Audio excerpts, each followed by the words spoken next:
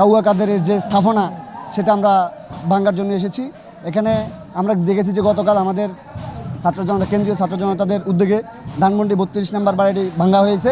সেই লক্ষ্যে আমরা আমাদের কার্যক্রম অব্যাহত রাখবো, যে সারা দেশে স্বৈরাচারের যেসব দোসররা এখন এসব আস্তানাতে আসে লুকিয়ে আছে, আমরা তাদেরকে খুঁজে খুঁজে বের করব এবং এই সকল আস্তানাকে আমরা মাটির সাথে মিশিয়ে দেবো ইনশাল্লাহ। যারা রাষ্ট্র পরিচালনা করবে তাদের এখান থেকে শিক্ষা গ্রহণ করতে হবে, যেন আগামী দিনে যেন তাদের মতো করে কোনো স্বৈরাচার না দাঁড়াতে পারে এবং এই স্বৈরাচারের থেকে এই শিক্ষাটাকে নিয়ে অন্তত আগামী রাষ্ট্র পরিচালনা করবে। এই ওবায়দুল কাদের বিগত 16 বছর পুরো বাংলাদেশের মানুষের উপরে নির্মম অত্যাচার করেছেন, এমনকি তারা পুলিশ এবং তাদের দলীয় নেতাকর্মীদের মাধ্যমে তাদের ভিন্ন মতে যারাই ছিল প্রত্যেকের উপরে দমন নিপীড়ন চালিয়েছে।